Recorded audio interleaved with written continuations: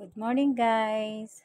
So for today's video, ayan nga guys, yung aking halaman na aking inaalagaan sa loob ng isang taon, nakakalungkot man siya. Ayan na guys, nanuyo na yung kanyang mga dahon. Hindi ko po alam kung bakit nagkaganyan yan.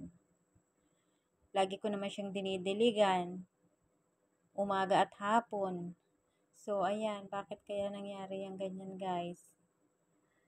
So sabi ng amo ko, itapon ko na daw siya kasi baka wala na daw yan pag-asang mabuhay pa.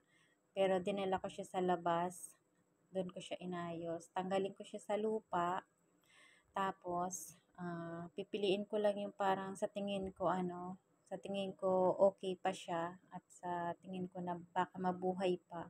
So i-separate ko siya, ilagay ko siya mamaya sa sa paso. So, ayan nga guys, sinusubukan ko na siyang tanggalin sa paso. Isang kamay lang ang gamit ko kasi yung isang kamay ko nakahawak ng cellphone. So, ayan nga guys, tingnan nyo. Ano na yung lupa niya kasi. Nung nakaraan kasi mga linggo, sabi ko sa amo ko, palitan namin ng lupa. Ngayon, nagdalaman naman siya ng lupa, konti lang. Saka siguro hindi siya healthy yung yung lupa, kaya siguro ganyan siya. Tsaka siguro na din mainit yung panahon kaya ganyan nangyari. Saka nilagay ko kasi yan guys, halaman na yan sa labas ng bintana kasi yung paso, marami kasi ako nakitang langgam. So nilagay ko siya sa labas siguro mga 2 araw para umalis yung mga langgam. Pero dinidiligan ko naman siya. Saka yung halaman na yan, ang alam ko naman dyan, indoor and outdoor plant siya, 'di ba? So sabi ko, safe naman yata 'to sa labas. Kasi 'yun ang nangyari, nung nasa loob siya, namumula na talaga yung mga dahon niya. Tapos nung nilabas ko siya, yun na, natuluyan na talaga siya, guys. Naging brown na yung mga yung mga dahon niya. So sabi ko, wala na talagang pag-asa, may problema, may sakit talaga tong halaman na 'to. So, yun nga guys. Ayan na nga. Sabi ko, pipiliin ko na lang. May mga part pa siguro dyan na pwede pang ma-revive para makasurvive. So, ayan. Piliin ko lang siya. So, kakalungkot man kasi matagal na rin yan eh. Nasa loob ng isang taon na rin siya. Ang ganda-ganda pa naman ng bulaklak niyan. Kulay pula. So, ang pangalan nito ay, yung pangalan ng halaman nito, tulips yata yan. Tulips na halaman. So, ang ganda niya guys. Ang ganda ng halaman niya. Di ba yung bulaklak niya, yung parang heart shape, kulay pula. So, ang ganda niya sana. Pero sana lang, yung makukuha ko dyan, mag-survive pa siya. Ma-revive pa natin. Ay, nakakalungkot din. Nakakalungkot din pag pag yung inalagaan mo, tapos biglang magiging ganyan. Kasi ang init kasi dito guys sa Middle East. Isa rin sigurong pagkakamali ko talaga yung nilagay ko siya sa labas para alisin yung mga langgam. Wala kasi kaming fertilizer or wala kaming spray para sa mga halaman, sa mga ganon. Kaya siguro ganyan nangyari. Tubig lang talaga. Tinitiligan ko lang talaga siya ng tubig.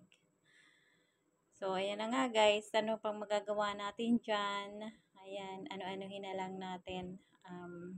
Itatapon ko na lang yung iba dyan. Piliin na lang yung pwede pa. Ayan, ganda pa naman. Ang taba-taba niya nung una. Nung unang kasi regalo yan sa amo ko noon. Nung nagkasakit yung amo ko, niregaloan siya ng friend niya. Ayan nga, ang regalo sa kanya. Ang ganda-ganda niya. Tapos, hitik yung bulaklak. Tapos, ang taba-taba niya. Kasi, syempre galing pa siya doon sa tindahan ng mga halaman. Syempre ang ganda-ganda na.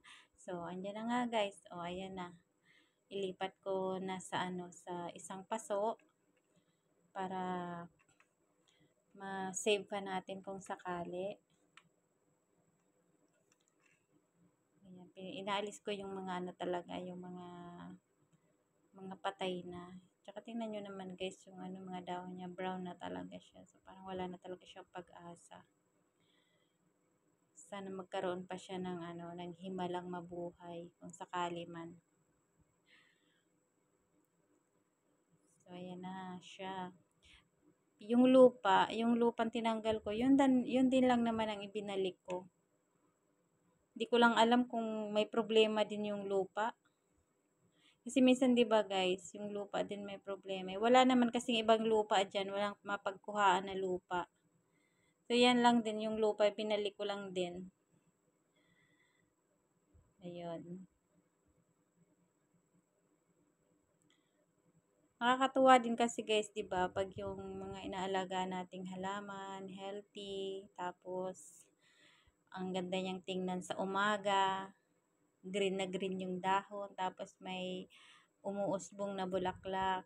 'Di ba nakakaano siya, nakakadala ng good energy. Nakakawala rin ng stress pag tinitingnan. Parang tao lang din ba, kaya lang dumarating din sa punto na ganyan. So, sana lang maging okay siya, yung ni-revive ko para ma-survive din siya. So, ayan guys, maraming salamat sa panonood. Ayan guys, salamat po. Bye-bye.